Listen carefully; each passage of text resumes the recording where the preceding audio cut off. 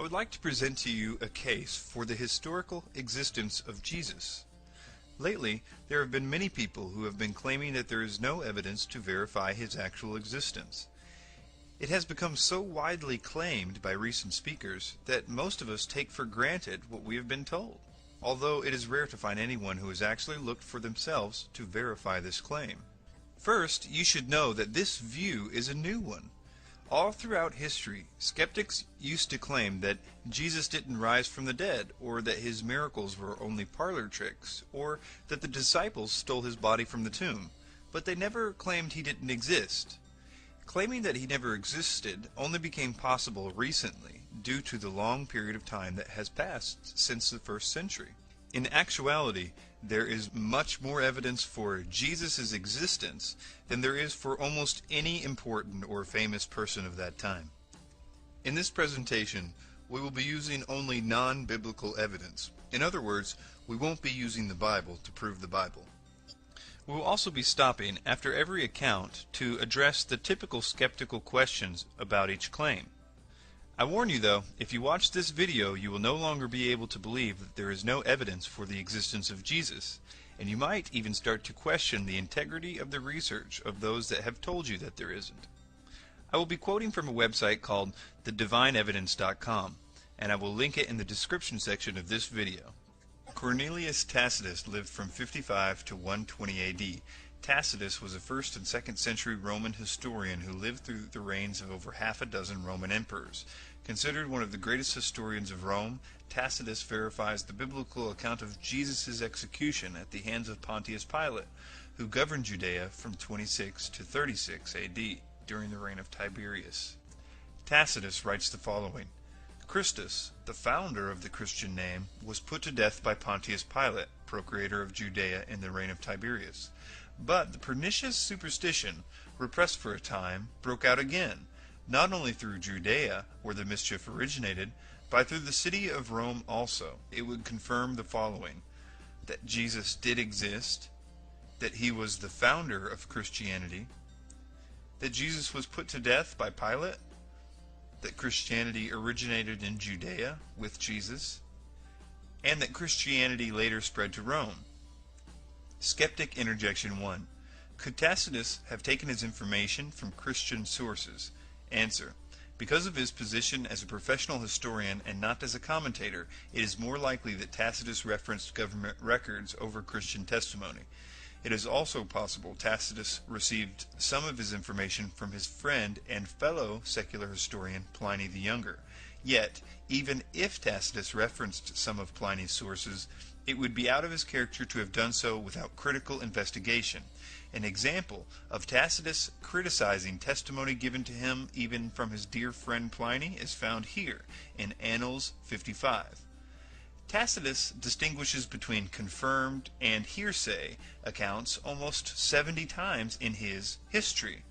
If he felt this account of Jesus was only rumor or folklore, he would have issued his usual disclaimer that this account was unverified, but he did not.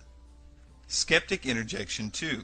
Could this passage have been a Christian interpolation or forgery? Answer: judging by the critical undertones of this passage, it is highly unlikely. Tacitus refers to Christianity as a superstition and an insuppressible mischief. Furthermore, there is not a surviving copy of Tacitus's Annals that does not contain this passage. There is no verifiable evidence of tampering of any kind in this passage. Skeptic Interjection 3. Why is this passage not quoted by the early church fathers? Answer: due to the condescending nature of Tacitus's testimony, early Christian authors most likely would not have quoted such a source, assuming Tacitus's writings were even available to them. However, our actual answer comes from the context of the passage itself. Nothing in Tacitus's statement mentions anything that was not already common knowledge among Christians. It simply provides evidence of Jesus' existence, which is a topic not debated at this point in history. Let's move on to Lucian of Samosata. Lucian was a 2nd century Greek satirist and rhetorician who scornfully describes his views of early Christianity.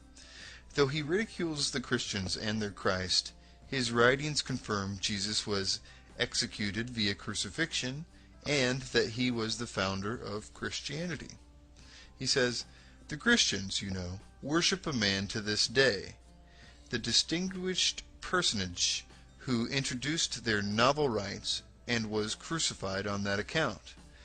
It was impressed on them by their original lawgiver that they are all brothers from the moment that they are converted and deny the gods of Greece and worship their crucified sage, and live after his laws."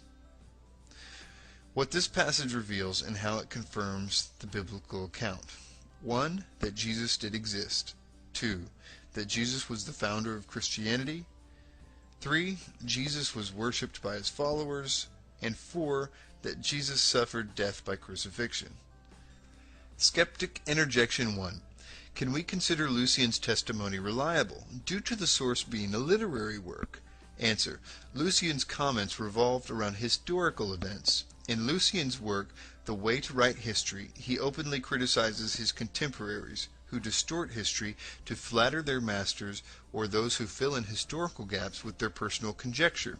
He writes, "The historian's one task is to tell the thing as it happened. He may nurse some private dislikes, but he will attach far more importance to the public good and set the truth high above his hate. For history, I say again, has this and only this for its own.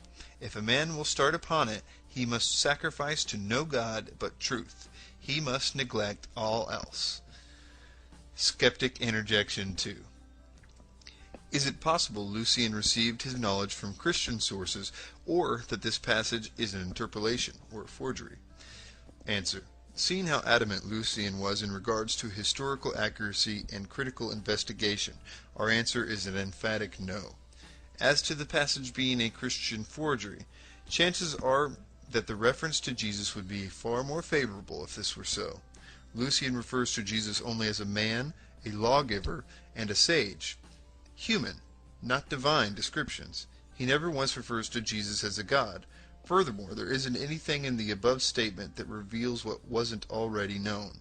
It merely asserts that Jesus lived, preached, and died. Remember, at this time, Christians were trying to prove Jesus' divinity, not his existence. Next, we're going to look at Flavius Josephus. And before we get started on the details of Josephus, I'd like to make a personal comment. And that is that I've heard for a very long time that this Josephus quote was an obvious forgery. But if you look into it, you'll find that there are really only two different versions of this particular account of Josephus's talking about Jesus. He actually talks about Jesus in another account that's not disputed, but this particular one is. And what you'll find is that there's really two versions, and they don't really differ in anything important, at least when we're arguing Jesus' existence, because they both admit that he existed, that he was crucified by Pontius Pilate, that he had many followers, both Jews and Gentiles, and that he performed what Josephus calls wonderful works.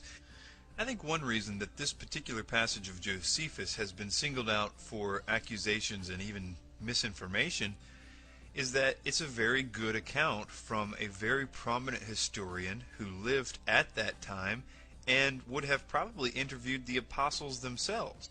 All of that being said, there is a lot to debate and to talk about this particular passage and the other passage that Josephus mentions Jesus in. So let's look into it. This is what was written. Now, there was about this time Jesus, a wise man, if it be lawful to call him a man, for he was a doer of wonderful works, a teacher of such men as received the truth with pleasure. He drew over to him many of the Jews and many of the Gentiles. He was the Christ. And when Pilate, at the suggestion of the principal men among us, had condemned him to the cross, those that loved him at first did not forsake him, for he appeared to them alive again the third day, as the divine prophets had foretold these and 10,000 other wonderful things concerning him. And the tribes of Christians so named for him are not extinct at this day. This is what the other version reads. Now, there was about this time Jesus, a wise man, for he was a doer of wonderful works, a teacher of such men as received the truth with pleasure. He drew over to him both many of the Jews and many of the Gentiles. And when Pilate, at the suggestion of the principal men among us, had condemned him to the cross, those that loved him at first did not forsake him, and the tribes of Christians so named from him are not extinct to this day. Skeptic Interjection 1. This passage contains proclamations an Orthodox Jew would not make, such as Jesus being the Christ.